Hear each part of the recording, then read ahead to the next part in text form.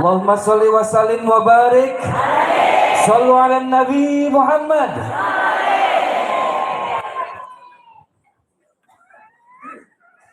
Assalamualaikum warahmatullahi wabarakatuh.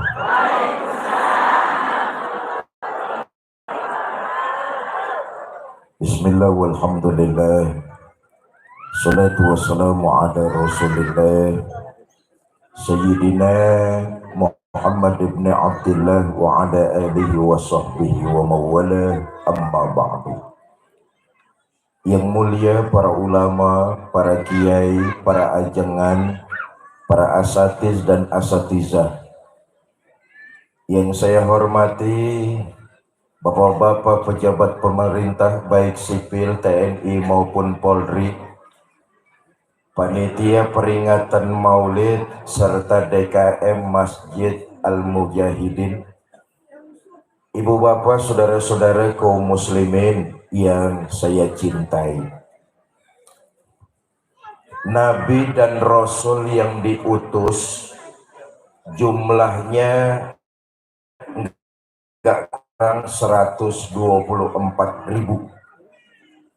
Dari 124.000 cuma 25 yang wajib kita imani.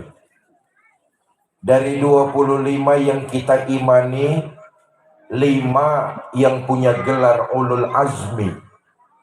Nabi Ibrahim, Nabi Nuh, Nabi Musa, Nabi Isa, Nabi Muhammad sallallahu alaihi wasallam.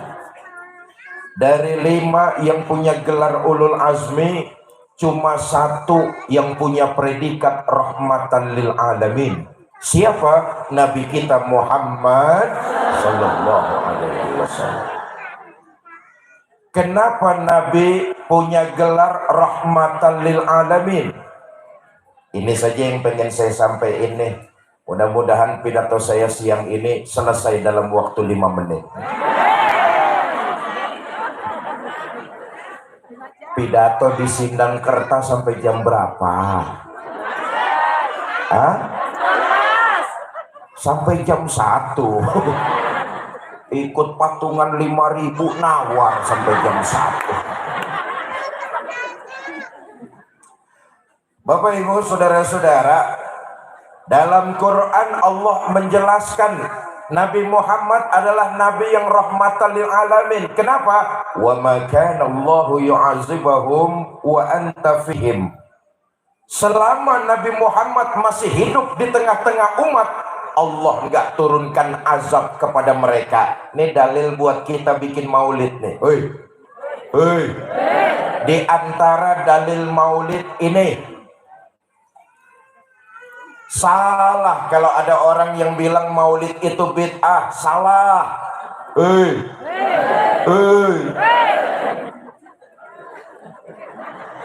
Belekuk. Nyaho belekuk. Ini diantara dalilnya. Wa makana Allahu yu'azibahum wa anta fihim. Selama kanjeng Nabi masih ada di tengah-tengah umat, Allah nggak turunkan azab kepada umat. Bagaimanapun kondisinya mereka, Allah nggak turunkan azab. Kenapa? Nabi Muhammad masih hidup di tengah-tengah umat. Tadi kita baca sholawat, kita yakin mahalul qiyam, kita yakin baginda Nabi hadir di tengah-tengah kita. Mudah-mudahan kampung kita, kabupaten kita, negara kita Allah jauhkan dari segala macam mara bahaya dan bencana. Ayo lihat sejarah, Bu. Nabi Yahya diutus menyampaikan agama, umatnya menolak, dihantam dengan gemuruh halilintar, modar. Sejarah itu mencatat. Nabi Nuh diutus menyampaikan tauhid, umatnya menentang, disikat dengan banjir bandang. Sejarah mencatat. Nabi Musa diutus menyampaikan risalah agama, umatnya menolak, sebagian ditenggelamkan di Laut Merah, sebagian lagi dikutuk jadi monyet. Ibu tahu monyet? Ya taunya jangan ngeliatin saya.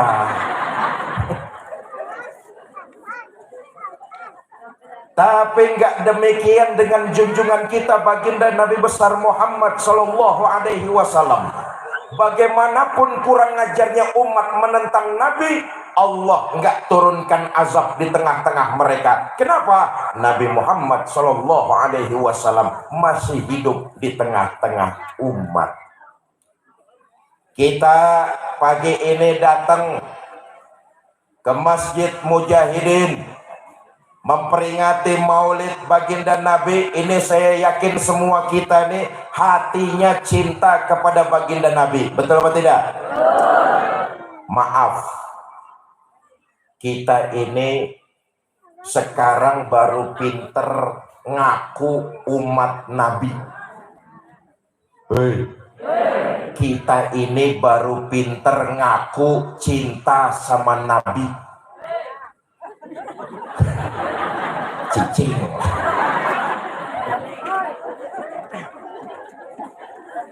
Yang namanya ngaku boleh aja, mudah, murah, nggak perlu biaya. Siapapun bisa tiba ngaku. Betul apa tidak? Persoalan besarnya di akhirat nanti, kita diaku apa tidak sebagai umat Nabi besar Muhammad Sallallahu Alaihi Wasallam. Yang namanya ngaku boleh, siapapun bisa namanya ngaku. Contoh nih, contoh, Bu, Ibu kenal sama Ridwan Kamil? Ngaku, ngaku Ridwan Kamil kenal sama Ibu? Karunya.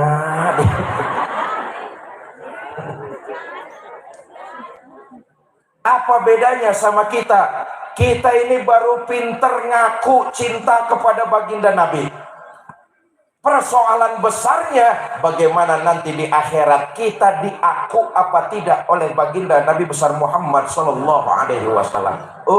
Saudara yakinlah, Nabi itu cintanya kepada kita umat dan rakyat ini zohir dan batin. Periksa lagi sejarah.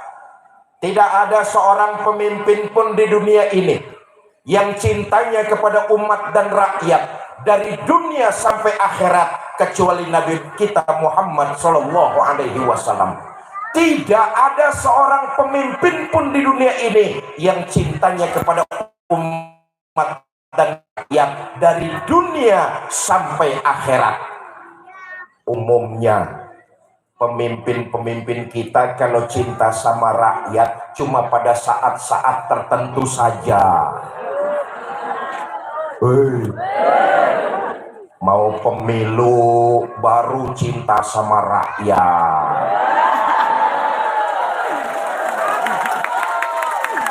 Mau pilkada baru sering datang ke tengah-tengah rakyat.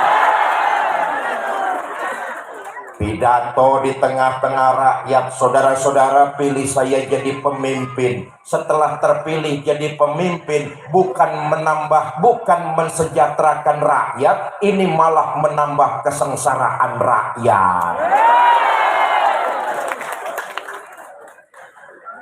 Cobalah, kita ini rakyat. Orang sering bilang ibarat sudah jatuh ketiban tangga ketabrak motor. Apa buktinya? Lapangan pekerjaan sulit. Betul? Nyari uang hese. Pengangguran bertambah. Ditandai dengan melambung tingginya harga-harga kebutuhan hidup, sangat mencekik leher rakyat. Pak, maaf nih, kita para suami, tugas kita di luar rumah itu nyari rezeki yang halal. Berapapun kita dapat, kita bawa pulang, kita kasih pemajikan. Betul apa tidak? Maaf nih, istri kita pusing ngatur uang belanja di rumah untuk kebutuhan sehari-hari. Cicing lah. Ibu dikasih uang sama suaminya 10.000 suruh belanja, dapat apa? Semua harga-harga naik, betul ya Bu ya? Beberapa hari ini beras naik, minyak goreng naik, telur naik, daging naik, gas naik, susu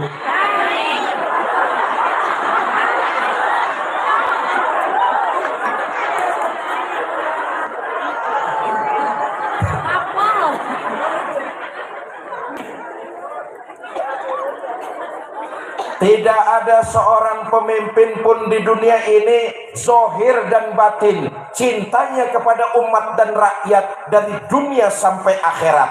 Apa bukti kecintaan Nabi kepada kita? Pertama, Bu, untuk ukuran orang Sindang Kerta. Ini Sindang Kerta ya? Nabi itu hidupnya sederhana, rumahnya kecil, tidurnya di atas pelepah daun korma, kadang-kadang sampai berbekas di pipinya yang mulia. Sayyidul Mursalin, Khotamun Nabiyin, penghulu para nabi dan rasul, rumahnya kecil, tidurnya di atas pelepah daun korma, berbekas di pipinya yang mulia. Sarapan paginya seteguk air zam-zam, sepotong roti, kadang-kadang 1-2 butir korma. Dalam kondisi yang sederhana, Allah menawarkan bantuan. Wala saufa yu'tika rabbuka fatarda. Muhammad, apa saja yang kamu minta aku penuhi, asal bisa membuat hati kamu senang. Mau apa Muhammad? Ngomong. Mau harta yang banyak? Ngomong. Mau jabatan yang tinggi? Ngomong. Mau pangkat yang luas? Terusin aja sendirilah. Dapat tawaran begini dari Allah, apa jawab baginda Nabi? Izan ya Rabb, la arda wa wahidun min ummati finnar.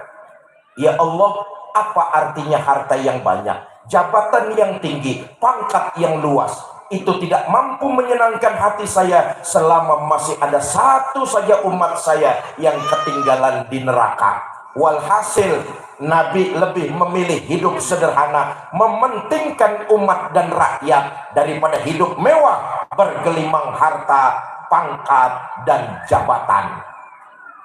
Ayeuna naon ayeuna? Sekarang ada nggak pemimpin macam itu?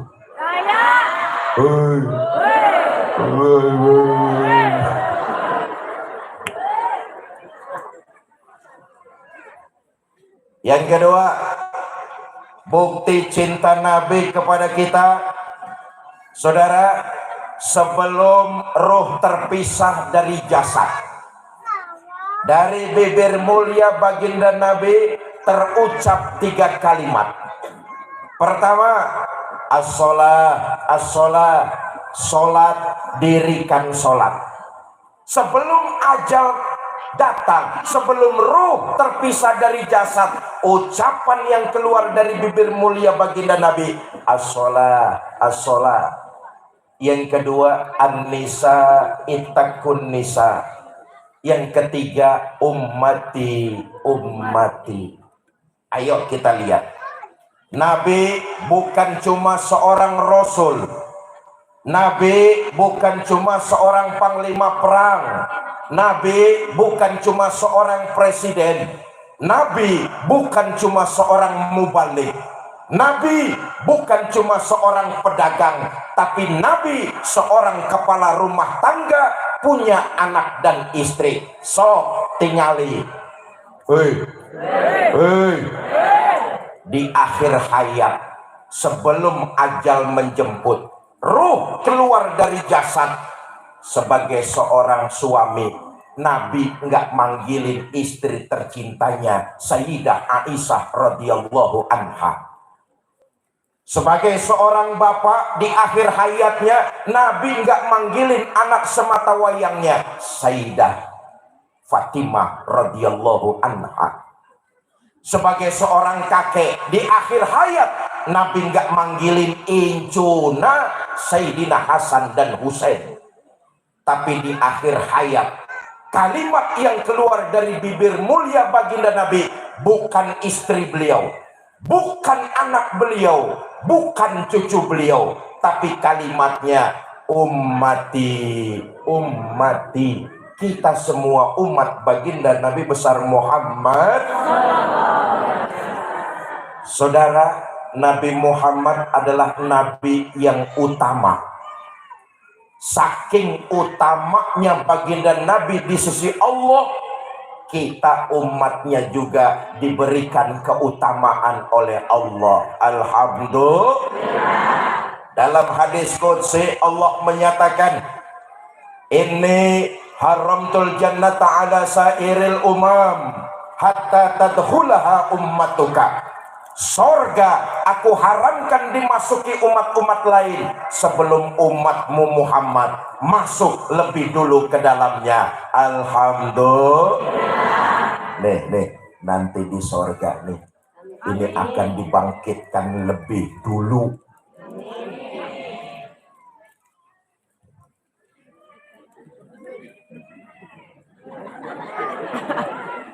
Anaknya haus kali, Bu. Ya. Capek, ngantuk. Susah pidato kalau ada saingan, susah. Ya. Capek, panas kali anaknya. Rek sare itu, Bu. Ngantuk ya. Sampai mana gua ngomong tadi, Batu? Nih, nanti di akhirat nih akan dibangkitkan lebih dulu, dihisab lebih dulu. Ini keutamaan umat baginda Nabi. Lewat sirotol mustaqim lebih dulu, masuk sorga lebih dulu. Kalau toh mampir ke neraka juga lebih. Ya resiko, jangan mau enaknya saja. Nah, tadi saya katakan kita ini baru cuma sekedar pintar ngaku umat Nabi. Ayo kita buktikan dengan memperingati Maulid pagi ini. Masyarakat Sindangkerta jangan cuma terjebak hanya seremonial saja. Kita tiap-tiap jiwa ini berusaha supaya di akhirat nanti diakui sebagai umat Nabi besar Muhammad.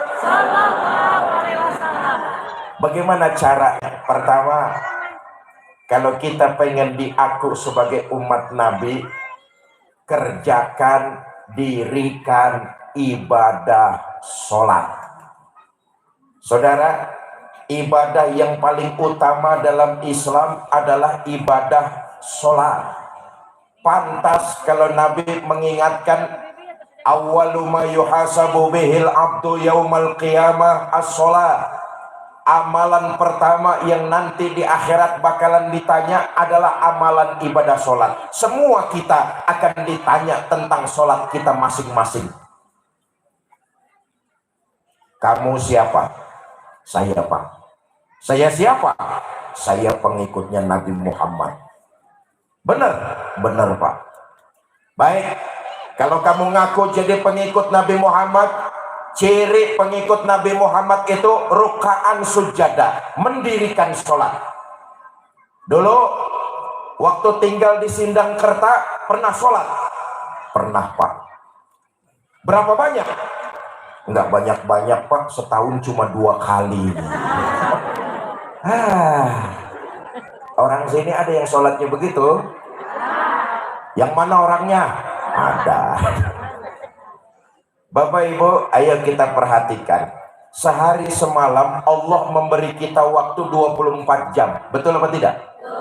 Dalam waktu 24 jam Allah cuma minta kepada kita untuk 5 kali lapor, yaitu lewat sholat 5 waktu.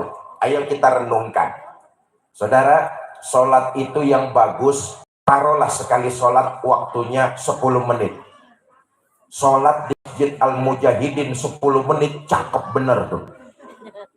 Yang sedang-sedang taruhlah waktunya 5 menit. Yang kilat khusus 2 menit. Ini cepet perangko jaga gambar geledek soalnya. Kita ambil yang tengah-tengah saja, sekali sholat 5 menit. Karena Nabi menganjurkan, apa kata baginda Nabi? Sholat jangan terlalu lama, sholat juga jangan terlalu cepat. Iza amma ahadukumun nas falyukhaffif. Kalau kamu diangkat jadi imam sholat, ringankan sholatmu. Kenapa? Makmum di belakang kamu kekuatannya nggak sama dengan dirimu. Ada makmum yang kalau sholat berjamaah terlalu lama berdiri, dengkulnya gemeteran. Ada apa enggak? Loba. Betul?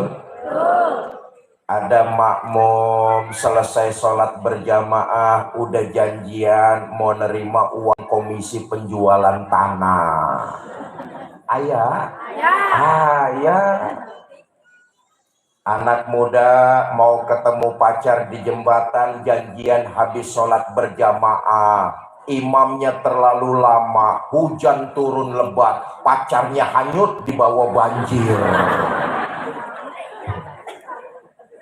Pantas kalau Nabi sudah mengingatkan, iza amma ahadukumun nas, ringankan sholatmu. Ambil yang tengah-tengah aja, sekali sholat 5 menit. Ayo kita hitung. 5 kali 5 waktu kan cuma 25 menit. Betul? Sisanya 23 jam 35 menit. Silahkan kau gunakan untuk keperluanmu. Cuma 25 menit Allah minta kita lapor. Ini saja masih banyak di antara kita yang belum mengerjakannya.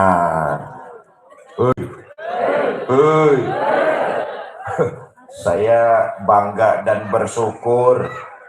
Ini saudara saya di sini, Haji Dede Sudrajat.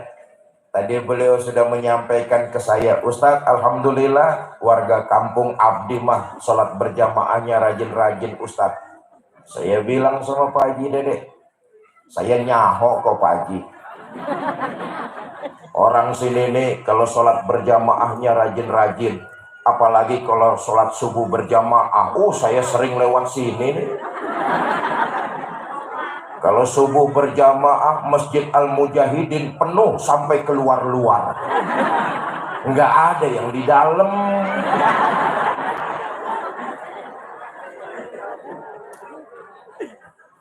Bapak Ibu saudara-saudara, sok kita lihat. Tujuan didirikannya ibadah sholat, puncak tertingginya adalah mampu merasakan kehadiran Allah. Ini dia nih tujuannya nih. Tapi faktanya masih banyak di antara kita yang dalam mengerjakan ibadah sholat hanya sekedar menggugurkan kewajiban saja. Kita tidak mampu merasakan kehadiran Allah. Kalau toh kita mampu merasakan kehadiran Allah, cuma di tempat-tempat tertentu saja. Di masjid Allah ayah, di pasar Allah tak ayah. Akibatnya timbangan tetap saja curang. Di masjid Allah ada, di kantor Allah enggak ada. Akibatnya korupsi merajalela.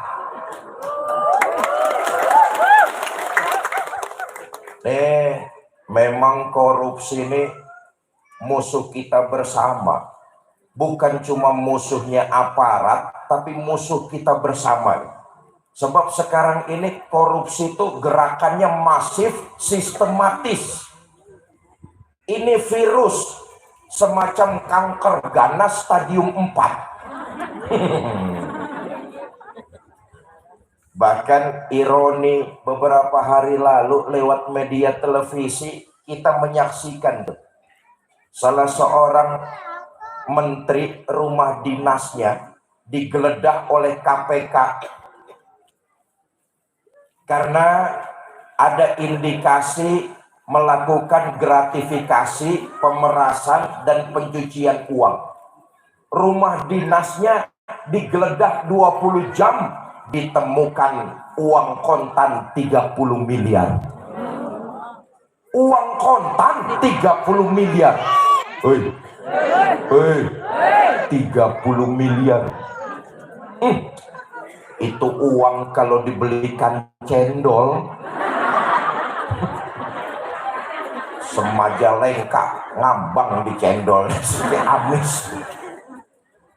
Bapak Ibu saudara-saudara, masih banyak di antara kita yang dalam mengerjakan ibadah sholat cuma sekedar menggugurkan kewajiban. Padahal puncak tertinggi dari ibadah sholat, kita mampu merasakan kehadiran Allah dalam hidup kita. Sehingga kemanapun kita pergi, dimanapun kita berada, ucapan dan perbuatan sesuai dengan nilai-nilai ajaran agama. Ayo kita lihat nih. Saudara, sholat yang paling khusyuk adalah sholatnya Nabi kita Muhammad Sallallahu Alaihi Wasallam. Akhlak yang paling mulia adalah akhlaknya Nabi kita Muhammad. Bahkan satu-satunya manusia yang dosanya sudah mendapat jaminan ampun dari Allah, Nabi kita Muhammad Sallallahu Alaihi Wasallam. Liyaghfirallahu ma taqaddama min zambika wa ma ta'akhkhar. Muhammad, dosamu yang lalu, yang sekarang atau yang akan datang, kalau memang ada, semuanya sudah mendapat jaminan ampun dari Allah. Dosa sudah mendapat jaminan ampun, tapi sholatnya Nabi makin luar biasa. Allahumma sholli wa sallim wa barik alaihi. Dosa sudah mendapat jaminan ampun, tapi sholatnya makin luar biasa. Saudara, kalau ada orang sindang kerta, dosanya sudah mendapat jaminan ampun dari Allah. Saya yakin itu orang nanti mulai sholat zuhur berhenti sembahyang. Nabi enggak, makin diampuni dosanya, sholatnya justru makin luar biasa. Yang menceritakan tentang sholat baginda Nabi enggak lain adalah istri beliau, Ummul Mukminin Sayyidah Aisyah radhiyallahu anha. Satu malam kata Sayyidah Aisyah, selesai saya sholat isya, saya siap-siap mau tidur. Saya lihat suami saya, Rasulullah Shallallahu Alaihi Wasallam. Saya lihat suami saya lagi sholat, saya pun tidur. Tengah malam saya terbangun, saya lihat suami saya masih sholat juga, saya tidur lagi. Sepertiga malam yang akhir saya terbangun, saya lihat suami saya masih sholat juga. Allahu Akbar. Dosanya sudah mendapat jaminan ampun. Istrinya bangun tengah malam, dilihat suaminya lagi sholat. Istrinya bangun sepertiga malam yang akhir, dilihat suami. Aisyah, saya tungguin suami saya, selesai sholat saya hampiri, saya tanya, Bang, abang kan dosanya sudah mendapat jaminan ampun dari Allah. Kalau sholat jangan gitu-gitu bener, kenapa sih bang? Apa jawab baginda Nabi? Aisyah, afala uhibbu an akuna abdan syakuro. Kamu pikir saya nggak senang?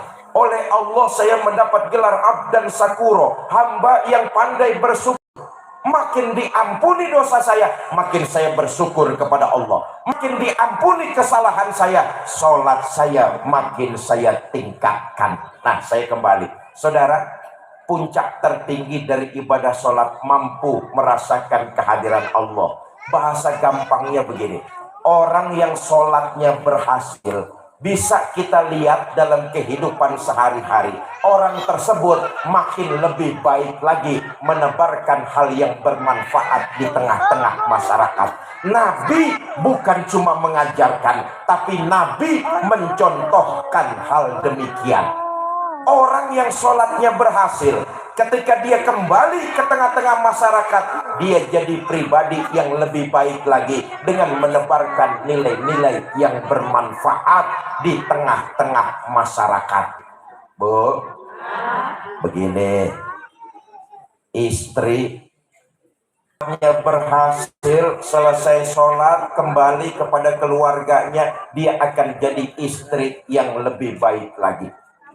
Apa buktinya? Dia akan bisa menghargai dan menghormati suaminya. Sebab sorga anak di bawah telapak kaki ibu, tapi sorga istri ada pada keridhaan suami.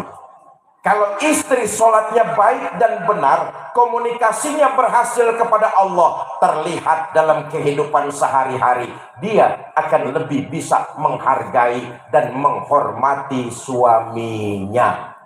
Bu, tuh urusan ini ibu-ibu belaga budak nih. Ketika seorang wanita belum bersuami, maka mutlak tanggung jawab ibu bapaknya. Betul apa tidak? Tapi ketika seorang wanita telah bersuami, mutlak tanggung jawab suaminya. Maka dia harus minta izin kepada suaminya. Jangankan hal-hal yang sifatnya mubah, hal-hal yang sifatnya sunnah, tanpa dapat izin dari suami, istri mengerjakan kemungkinan dosa. Kenapa? Tanpa seizin suami. Jelas? Jelas? Mau kemana-mana izin sama suami. Woi, cium tangan suami. Tadi mau ngaji izin gak sama suami nih? Cium tangan suaminya. Boro-boro cium tangan, yang ada kadang-kadang campur merentah. Kang, saya mau arisan, itu jemuran kalau hujan angkatin ya Kang ya. Ada istri orang sini kayak begitu? Ada? Yang mana orang?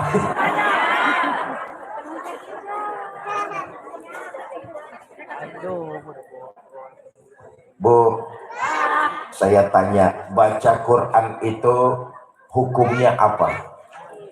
Sunnah. Menjawab dan memenuhi panggilan suami, hukumnya mana, Bu? Mana yang harus didahulukan antara sunnah dan wajib? Pinter, pinter, pinter. Umpama nanti habis asar setelah sholat, ibu di rumah baca Quran. A'udzubillahi minasyaitonirrajim. Suami dari dalam kamar dehem.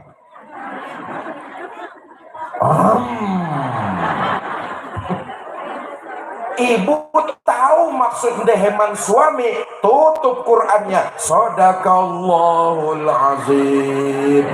Insya Allah pahala bacaan Qurannya dapat, pahala memenuhi panggilan suaminya juga dapat. Cuma kasihan malaikat bingung. Istri yang sholatnya baik, komunikasinya kepada Allah lancar, maka terbukti dia jadi pribadi yang lebih baik lagi. Selesai melaksanakan sholat, kembali ke tengah keluarga, dia makin menghormati dan menghargai suaminya. Oh, enak jadi kaum ibu nih, Bu. Satu-satunya makhluk yang sudah mendapat jaminan masuk surga dari Nabi, nih kaum ibu nih. Hei, ini sudah dijamin masuk surga semua. Amin. Jadi penghuni-penghuni surga. Amin. Kata Nabi begini, ayyumamra'atin matat wa zawjuha an haradin dakhalatil jannah min ayyi babin. Jika seorang istri meninggal dunia, suaminya ridho dengan apa yang pernah dikerjakan oleh istri, maka si istri disuruh masuk surga, milih lewat pintu mana saja. Enak apa enggak? Mau masuk surga? Ya, yang jawab 30 orang. Ibu mau masuk surga? Sholat yang baik menjadikan istri yang lebih menghormati dan menghargai suami. Kalau memang ingin masuk surga, selama suami tidak melanggar perintah Allah, taat dan ridho, itu kuncinya. Jelas? Jelas? Pak, Pak, Pak, saya tanya.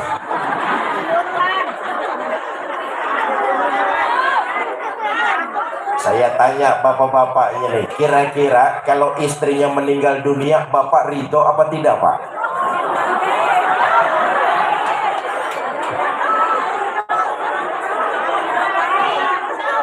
Kawin deh. Begitupun sebaliknya, suami yang sholatnya berhasil, ketika dia selesai ibadah sholat, kembali ke tengah-tengah keluarganya, dia makin perhatian dan makin lembut kepada istrinya. Pak, Pak, nah gantian bapak-bapaknya yang budek. Saya katakan tadi, Nabi bukan cuma ngajarin, tapi Nabi nyontoin. Ibadah sholat yang beliau kerjakan luar biasa. Kembali ke tengah-tengah keluarga, Nabi jadi lebih perhatian dan lembut kepada istri dan anak-anaknya. Satu riwayat menceritakan, ketika baginda Nabi pulang terlalu larut dari masjid, karena di masjid banyak orang yang bertanya tentang agama. Nabi pulang ke rumah terlalu malam, ketuk pintu, Assalamualaikum, Assalamualaikum, Assalamualaikum. 3 kali ngetuk pintu, 3 kali memberikan salam. Pintu rumahnya nggak dibukain pamajikan. Apa yang dilakukan Nabi? Nabi gelar sorban, tidur geles. Tuh, nangis, sakit, nangis, jam 11 malam nangis, baiknya lapar, jiwa keibuan istri kita. Coba lihat Pak, walaupun badannya capek, matanya ngantuk, kondisinya lelah, karena jiwa keibuan, baiknya lapar, jam 11 malam disusuin. Betul? Sampai jam berapa? Kadang-kadang sampai jam 1 malam nyusuin. Bayinya diam.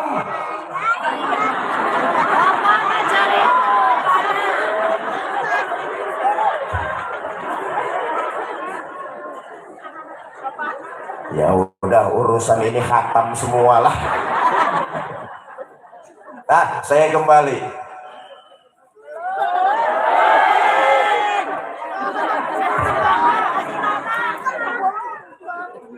Saya tuh kemarin siang baru pulang dari Kalimantan Selatan.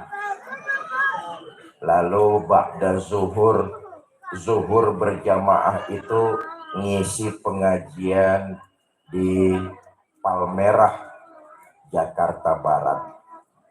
Semalam ba'da isya mengisi pengajian di daerah Cipayung, Jakarta Timur. Selesai setengah 12, langsung berangkat ke Panjalu. Sampai sini tadi pagi berbarengan dengan azan subuh. Nyasar-nyasar, dikasih Google Map Sherlock sama Pak Haji Dedi Sudrajat sampai ke Panjalunya, Lengkong sampai ke sana. Pas di sana itu berbarengan dengan azan subuh, ya sudah cari penginapan saja di situ. Salat subuh, lalu istirahat.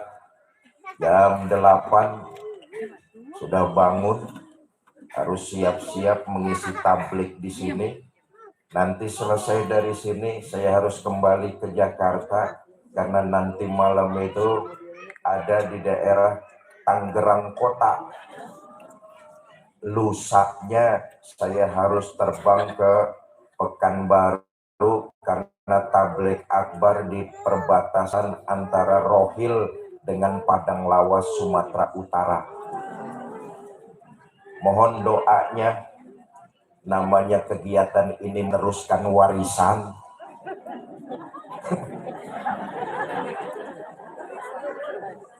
Saya bersyukur tadi para ajengan ngobrol di rumah Pak Haji Dedi, para ajengan ngasih tahu mulai tahun 88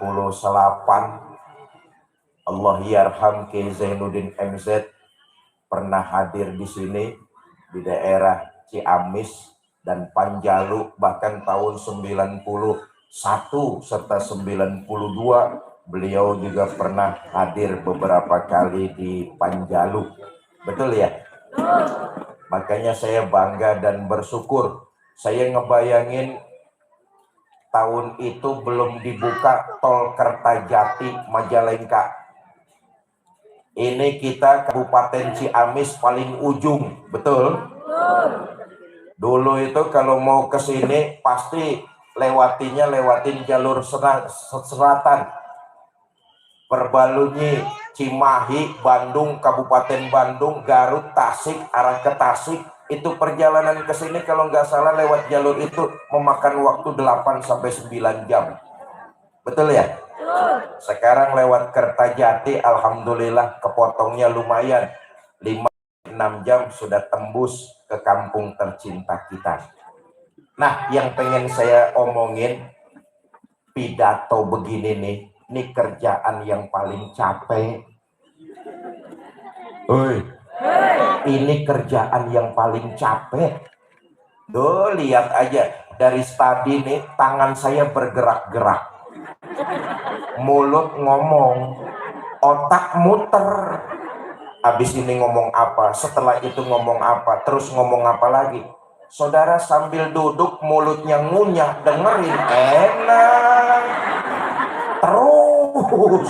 Terus nih jamaah begini bikin ustadz cepat pada modar.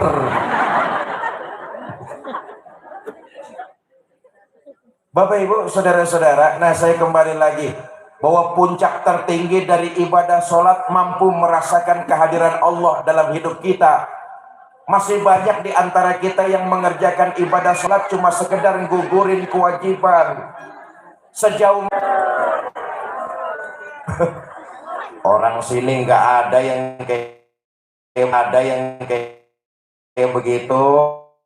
Oh, saya dikasih tahu sama Pak Haji Dedi kok. Pak Haji Dedi ngasih tahu saya nggak ada orang sini yang kayak begitu. Tapi di kampung sebelah, banyak orangnya kayak begitu tuh. Di kampung sebelah sholatnya rajin, tapi ngomongin orangnya hobi. Di kampung sebelah, saya tanya, orangnya pindahan dari kampung sini. Bapak Ibu saudara-saudara kaum muslimin yang saya cintai. Nah karena itu jangan cuma kita pandai mengaku, ayo mulai sekarang kita buktikan lewat mendirikan sholat. Berusaha Allah hadir di tengah-tengah kita. Kalau ini yang terjadi, berhasillah ibadah sholat. Selesai melaksanakan sholat, kembali ke tengah-tengah masyarakat, kita tebarkan nilai-nilai kebaikan di tengah masyarakat. Bu, orang Islam yang berbuat baik dasarnya hanya mencari keridhaan Allah, itu dicatat sebagai sebuah ibadah dan mudah-mudahan dilipat gandakan pahalanya. Karena itu kita umat Islam berbuat baik jangan pilih kasih, jangan pandang bulu.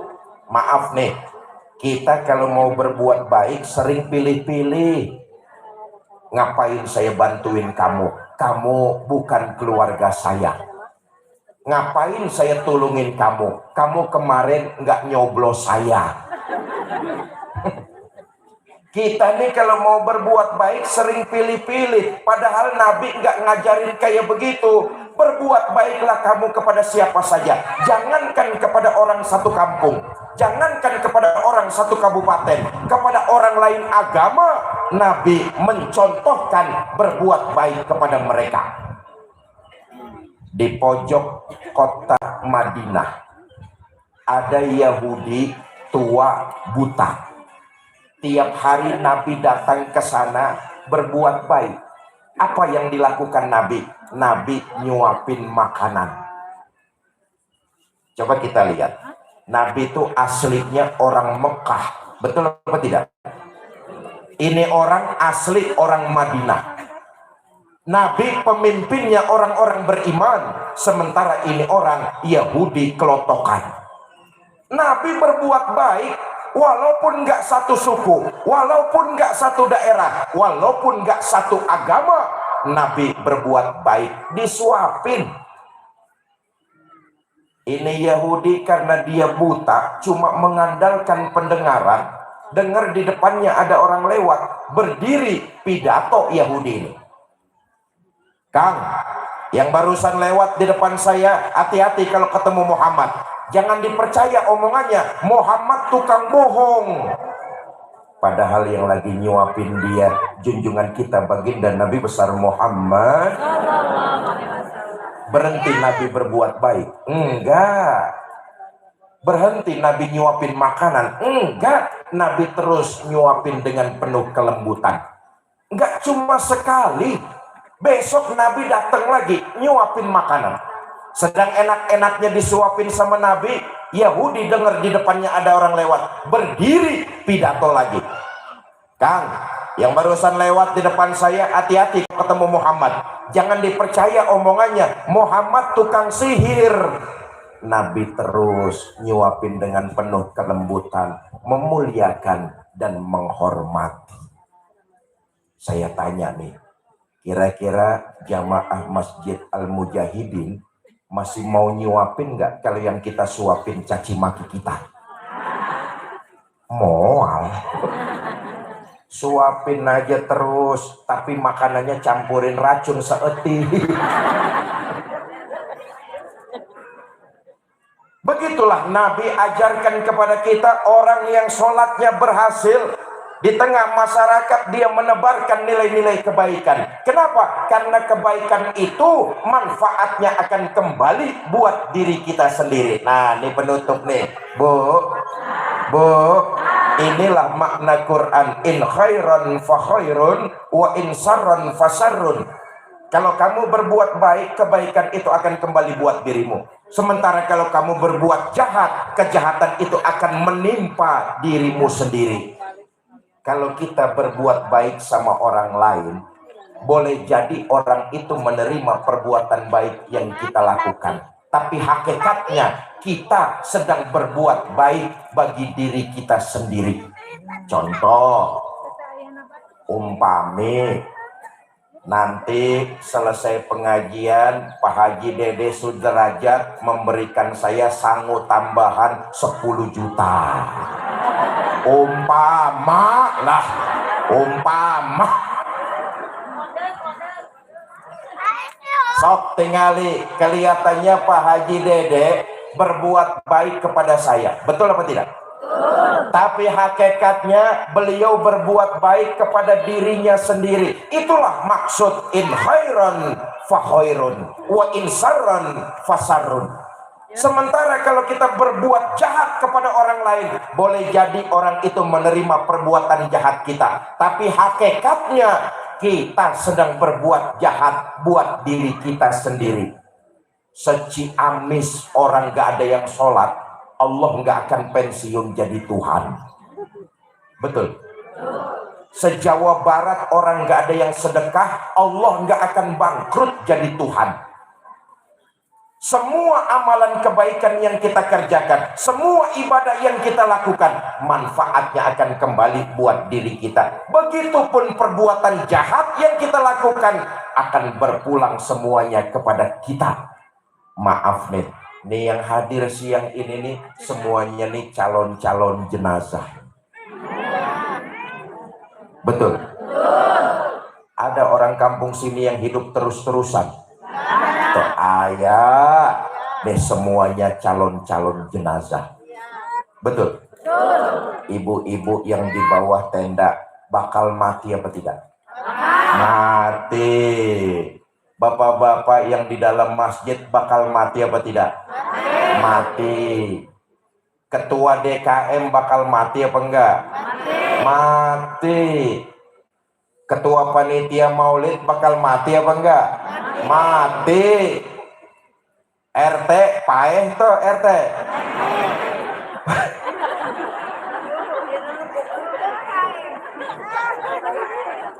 RT bakalan mati. Betul apa enggak? Saya yang lagi duduk di sini nih bakal mati apa enggak? Mati. Sentimen. Semua kita nih bakal mengalami apa yang disebut kematian. Maka dari itu pantas kalau Nabi berpesan, saudara, nanti waktunya pasti akan terjadi. Nabi pesan sama kita tuh, nanti waktu jasad kita digotong orang ke kuburan. Hari itu pasti akan terjadi menimpa kita semua. Jasad kita digotong orang ke kuburan menggunakan kendaraan yang paling serem, namanya keranda jenazah. Siapa yang naik pasti modar. Belum pernah ada yang gagal. Betul apa enggak? Yang ngiringin kita kata Nabi cuma 3, ahluhu wa maluhu wa amaluhu. Keluarga, harta, amal, perbuatan. Tuh yang ngiringin kita ke kuburan. Tapi sayang yang 2 pulang. Siapa yang pulang? Ahluhu wa maluhu. Keluarga dan harta pulang. Siang, malam, pagi, sore, harta kita cari, pergi berminggu-minggu, rumah megah, kendaraan mewah, harta berlimpah, di bank maupun di rumah, kebun berhektar-hektar, sawah berhektar-hektar, semua itu hanya akan kita tinggalkan saja. Betul apa enggak? Boleh jadi itu cuma jadi rebutan ahli waris kita saja. Keluarga tak seorang pun yang katanya cinta, dia mau nemani kita di dalam kubur. Pak, kalau nanti bapak-bapak mati duluan, jangan mengharap istri mau nemani masuk ke dalam. Bagaimanapun cintanya istri sama kita, Pak, cuma manis di bibir, tak sesuai dengan keadaan. Jasad kita dimasukkan orang ke dalam kubur, paling istri cuma berdiri di tepian, berlinang air mata sambil berkata, Kang, sampai sini aja saya mengantar, mudah-mudahan Akang betah di dalam, nggak usah naik-naik lagi, Kang. Betapapun cintanya, dia nggak bakalan mau nemani kita. Bu, nanti kalau ibu-ibu yang mati duluan, mati duluan, jangan mengharap suami mau nemani masuk ke dalam. Apa suami nggak sedih ditinggal mati istri? Nah, ibu jangan salah sangka, kami ini para suami ditinggal mati istri, tentulah kami bersedih. Apa sebab? Istri buat kami para suami belahan jiwa, pelipur lara. Pret. Kami ini ditinggal mati istri, para suami bercucuran air mata. Mata yang kanan, mata yang kiri melotot nyari mana gantinya ini. Jelaslah sudah, yang menemani kita di alam kubur tidak lain dan tidak bukan amal perbuatan yang kita lakukan. Sekali lagi, sholat puncak tertingginya, mampu merasakan kehadiran Allah. Kemanapun kita pergi, dimanapun kita berada, tebarkan nilai-nilai kebaikan. Itulah ciri sholat yang berhasil. Yang kedua, kalau kita ngaku cinta kepada umat baginda Nabi dan diakui beliau di akhirat nanti, maka semangat silaturahmi harus kita perkuat. Nih, siang ini hadir kita selain mendengarkan maulid, mendengarkan nasihat, mendengarkan pembacaan Al-Quran, semua ini dicatat sebagai Ya Rabbal, silaturahmi kita makin mantap. Nah, saya singkat saja, Bu, yang namanya silaturahmi itu walaupun berbeda tapi tetap saling menghargai, saling menghormati, dan saling mencintai. Itu silaturahmi. Walaupun kita berbeda.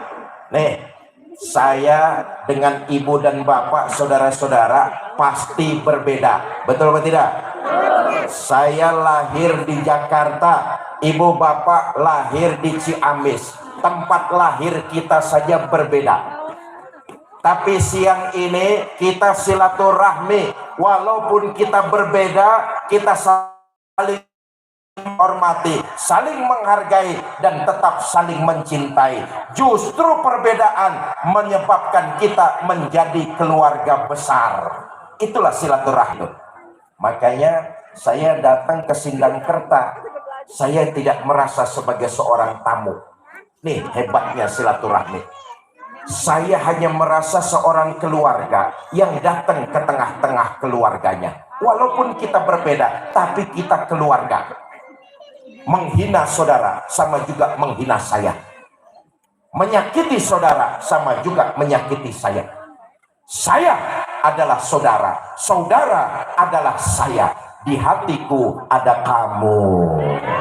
Asik. Inilah yang harus kita bangun, semangat silaturahmi. Walaupun kita berbeda, tapi kita saling menguatkan sebagai seorang keluarga. Sebagai bangsa, saya ada ibu dan bapak jelas berbeda. Tadi saya katakan saya lahir di Jakarta, saudara lahir di Ciamis. Kita berbeda, tetapi sebagai sebuah bangsa, kita keluarga. Walaupun kita berbeda, kita sudah diikat dengan Bhinneka Tunggal Ika. Walaupun berbeda, kita tetap satu juga. Jelas? Sebagai sesama muslim, kita sudah diikat dengan akidah. Sekali mengucap la ilaha illallah, orang itu saudara kita selamanya. Nih keluarga nih. Yang namanya perbedaan justru menyebabkan kita harus bergandengan tangan. Itu keluarga. Perbedaan jangan menyebabkan kita bertolak belakang, saling menjatuhkan, saling menjelekan. Apalagi kita akan memasuki pesta demokrasi. Betul apa tidak? Saya cuma titip pesan ibu bapak saudara-saudara, nanti pas waktunya datang ke TPS. Jangan sampai golput. Jangan sampai golput. Datanglah ke TPS, salurkan aspirasi ibu bapak semua. Saudara mau milih partai apa, itu urusan saudara. Saya nggak mau liar. Betul apa enggak? Saudara mau milih calon presidennya siapa, itu urusan saudara. Tetapi kewajiban saya adalah semangat silaturahmi berbeda menyebabkan saling menghormati, menghargai, dan tetap mencintai.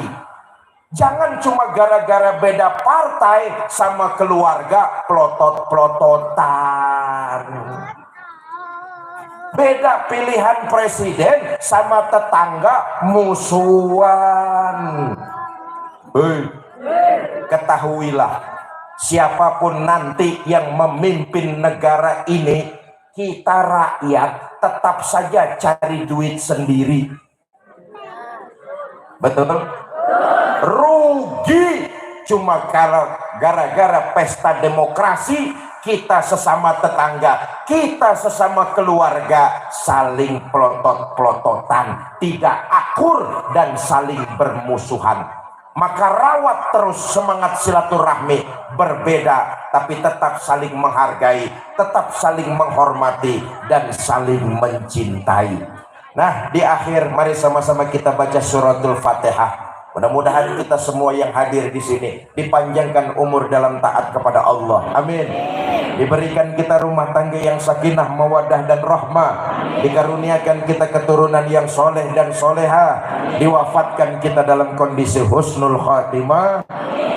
Diaku sebagai umat baginda Nabi dan mendapat syafaat beliau di yaumil akhir nanti. Bitilkal niyah al-Fatihah. Bismillahirrahmanirrahim. Alhamdulillahirabbil alamin. Arrahmanirrahim. Maliki yaumiddin.